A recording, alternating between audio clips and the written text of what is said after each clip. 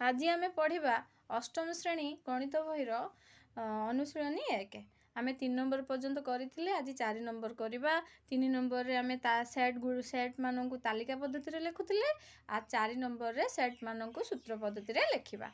कौन प्रथम आई आम आरंभ करवा देछि हमर गुटे सेट देछि से सेट को आम सूत्र पद्धति रे लिखिबा। ताले कौन देछि सेट 1 3 5 7 9 11 ए प्रथम आम ए सेट रो साधारण धर्मटा आम जानिबा। साधारण धर्म कौन एटा गुटे गुटे सब कौन रे अजुग्म संख्या। ताले एटा अजुग्म संख्यार सेट ताकू आम सूत्र पद्धति रे लिखिबा। कौन ना x दैट x एक अजुग्म गणन संख्या। आउ कौन 1 to 11 अच्छी माने 12 ठू सान। ताले x टा कौन रे x is less then 12 x ठारू कौन 12 सान। बुझी पारलो कि नहीं। तापरे डबल आई अच्छी कौन देछि ना गुटे सेट देछि आमे ताकू सूत्र पद्धति रे लिखिबा। सेट देछि कौन ए ई आई ओ यू एटा गुटे सेट दे देछि। आमे जानि चंती एटा होछि इंग्रजी वर्णमालार स्वर वर्ण। तो आमे एटा को लिखि दबा x सो दैट x एक इंग्रजी वर्णमालार स्वर वर्ण। तापरे होछि थर्ड आई देखिबा। थर्ड आई देखो -2 -1 0 1 2 एटा देखो गोटे सेट दे देछि। आमे जानि चंती जे एटा पूर्ण संख्यार सेट। पूर्ण संख्या कारण आमे जानि चंती z = 0 1 +-1 +-2 +-3 अप टू हैला।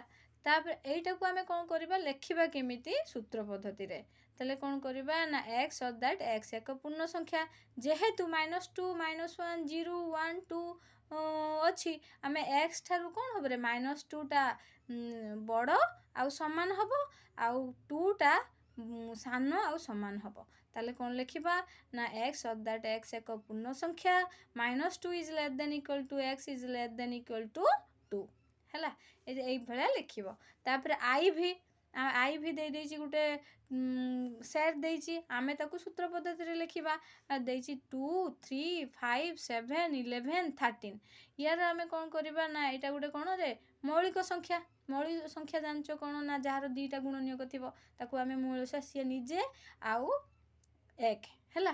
तेणु करी कोन करबा ना आमे देखिबा एहार मौलिक संख्या लिखि परिबा। एटा केते सान अछि मौलिक संख्या x टा होछि 14 ठू सान। ताले कोन करबा ना x सो दैट x एक मौलिक संख्या 13 पर्यंत अछि माने 14 ठू सान। तो x इज लेस देन 14। बुझी पारलो कि नाही रे पिले। तापरे v को जिबा 2 देछि गुटे सेट 2 4 6 8 10 अप टू दे देछि हैला। पर्टिकुलर देइनी पूरा दे देछि 2 4 6 8 10 तापरे चलला। ताकू आमे कोन करबा आमे जने देखिबा यार साधारण धर्म कोन एटा युग्म गणन संख्या। तमे पिले जानि चरे सब 2 द्वारा विभाज्य 2 दूने 4 2 3 6 2 4 8 2 5 10 2 12 2 द्वारा विभाज्य। तेणु कोन करबा ना x सो दैट x एक युग्म गणन संख्या।